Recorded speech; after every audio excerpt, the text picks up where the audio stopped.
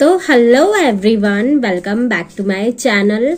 तो फ्रेंड्स, आप लोगों का जो एग्ज़ाम है वो 19 जुलाई को कंडक्टेड है। तो आपके पास अब पूरी तरह से आज से अगर जोड़ा जाए तो मतलब एक दिन तो जा चुका है, एक महीना बचा हुआ है। अब एक महीने में आपके लिए बेस्ट स्ट्रैटेजी क्या होने वाली है, जो लोग पढ़ रहे हैं उनके लिए भी और जो लोग अब से भी स्टार्ट करने वाले हैं वो भी, क्योंकि ऐसा तो है नहीं कि किसी ने भी कुछ भी नहीं पढ़ा होगा, क्योंकि कितने बार डेट्स बढ़ चुकी है और एक बार तो आपका एग्जाम हो भी गया है। तो उसके बाद तो बहुत सारे लोग डिमोटिवेट हो चुके होंगे, कुछ लोग पढ़ भी रहे होंगे कंटिन्यूटी में और कुछ लोगों ने पढ़ना भी छोड़ दिया होगा क्योंकि बार बार एग्जाम कैंसिल हो रहा है या उसकी डेट बढ़ रही है इस वजह से। तो अब आपके दिमाग में बहुत सारी चीजें चल रही होगी। पहले तो यह है कि इसकी तैयारी हम कैसे करें, कहाँ से करें, कौन सा सोर्स बेस्ट होगा। सेकेंड चीज है, अगर सिलेबस पूरा नहीं हुआ है तो सिलेबस को पूरा कैसे करें, और अगर सिलेबस पूरा हो गया है तो हम क्या करें आगे। उसके बाद हमें कौन सी बुक लिस्ट को फॉलो करना चाहिए।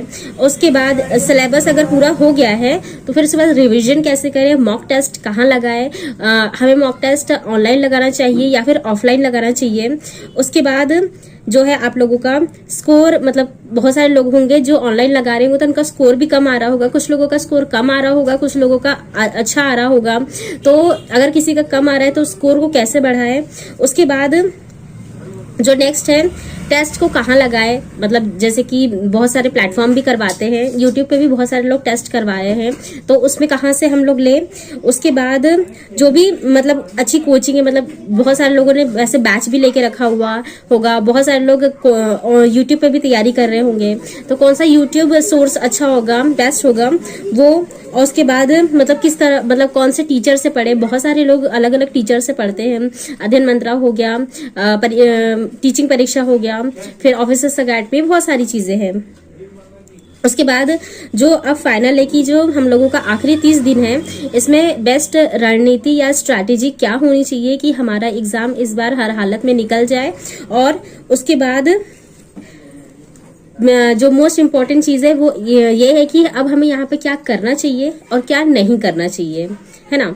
तो इसके लिए आज का ये वीडियो है, तो वीडियो पर लास्ट तक बने रहिएगा और चैनल को भी सब्सक्राइब कर लीजिएगा, टेलीग्राम चैनल से भी जुड़ जाइएगा। वहां पर हर दिन की जीके जीएस और करंट अफेयर रिलेटेड सारे अपडेट्स डालती हूँ, जो भी इंफॉर्मेशन भी आती है वो सारी भी। अभी आपको पता है कि जो बिहार का आरक्षण था, जो 65% था, उसे रद्द कर दिया है हाईकोर्ट ने।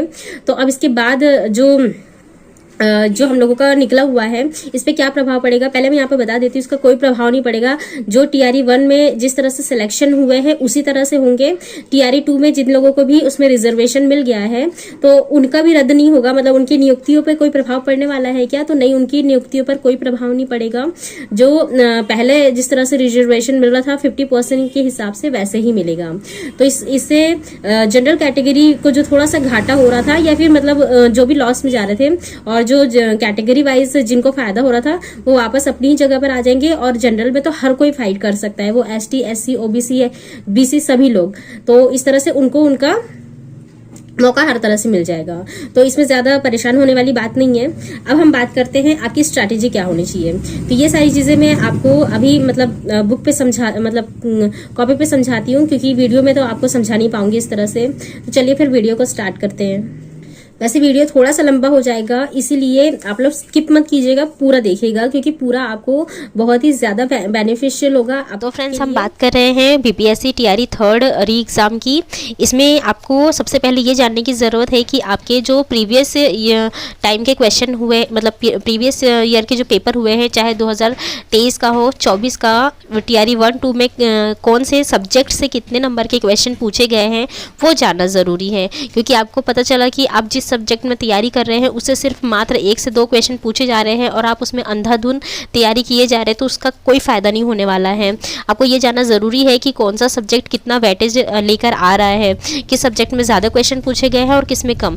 उसके अनुसार ही अपनी तैयारी को सही दिशा देना आवश्यक है।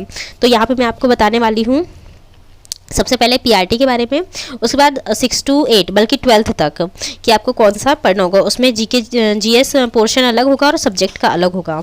तो देखिए, तो देखिए इसमें सबसे पहले जो पीआरटी है, पीआरटी की हम लोग बात कर लेते हैं।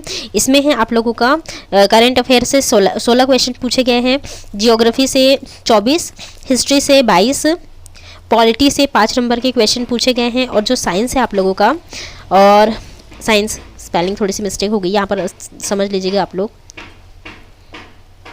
साइंस, तो साइंस में 24 नंबर के क्वेश्चन पूछे गए थे। इसमें देखिए फिजिक्स से 6, केमिस्ट्री से 8, बायोलॉजी से भी 8, और ईवीएस इसी में इंक्लूडेड रहा है, तो इसमें से 2 क्वेश्चन पूछे गए हैं। इसमें देखिए मैथ और रीजनिंग इन दोनों से ही 16 क्वेश्चन पूछे गए हैं, यानी कि 16 दूनी 32।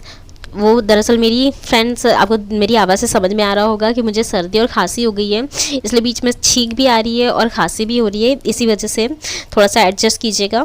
और इस तरह से आप लोगों का जो पीआरटी का है, पीआरटी में सबसे ज़्यादा क्वेश्चन आप देख लीजिए करंट अफेयर से, जियोग्राफी, हिस्ट्री में देखिए जो ये दोनों पोर्शन है, इसमें आप लोगों का जो भारत है, भारत का और साथ में आप लोगों का बिहार का, दोनों का ही क्वेश्चन इंक्लूडेड है। और जो जियोग्राफी है इसमें थोड़ा सा आपको वर्ल्ड जियोग्राफी भी पूछ रहा है, इस वजह से ये इसमें ज़्यादा क्वेश्चन आपको तैयार करने हैं। साइंस और मैथ और रीजनिंग, इसमें देखिए सबसे जो कम वेटेज है इसमें है पॉलिटी। तो पॉलिटी में अगर आप थोड़ी सी भी तैयारी करेंगे तो आपके लिए इनफ होगा, साथ में ईवीएस भी। अब हम बात कर लेते हैं जो आप लोगों का 6 to 12 है उसकी। तो 6 to 12 में जो आप लोगों का जीके जीएस का क्वेश्चन है, तो इसमें जियोग्राफी 8 नंबर का, हिस्ट्री 8 नंबर का, करंट अफेयर 8 नंबर का, मैथ भी 8 और साइंस में भी 8। इसमें देखिए 2 नंबर का फिजिक्स, केमिस्ट्री और बायोलॉजी से है। तो ये आपका पूरे हो गए 40 नंबर का ये, और बाकी ये आप लोगों का 80 मार्क्स का। तो इसमें जो भी आपका सब्जेक्ट है, science, math, SST, Hindi, English, मतलब जो भी आपका पर्टिकुलर सब्जेक्ट है वो, तो इस तरह से आप लोगों का इतना सिलेबस बन के तैयार हो रहा है। तो इसमें आपको अभी तक समझ में आ गया होगा कि आपको सबसे ज़्यादा ध्यान देने की किस पर ज़रूरत है। दोनों का ही मिला के आप लोगों के लिए इम्पॉर्टेंट ये बनता है कि आपको सब्जेक्ट अपने तैयारी करने के साथ साथ उसकी प्रैक्टिस भी करनी होगी।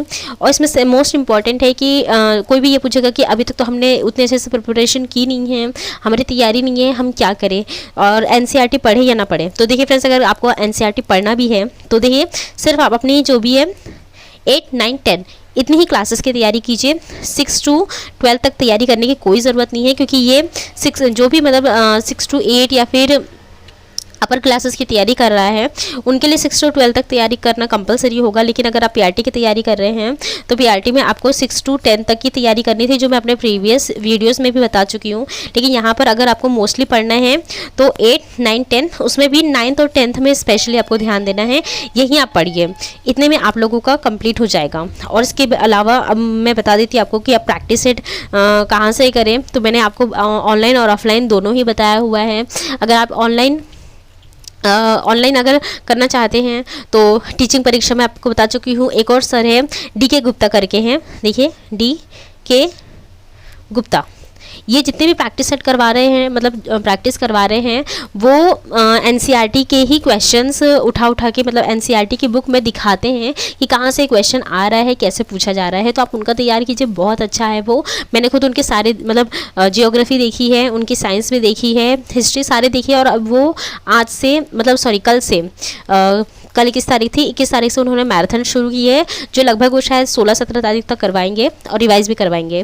तो उससे बेहतर है कि आप उनसे देखें। साथ में ऑफिसर्स अकेडमी में भी सारे टीचर्स बहुत अच्छा पढ़ाते हैं, बहुत अच्छे से समझाते हैं, तो मैं बोलूँगी कि उनका भी आप देख सकते हैं। करंट अफेयर के लिए आप कुमार गौरव सर की देखिए, जनवरी से लेकर जून तक उनका देख लीजिए। करंट अफेयर जून तक पूछेगा,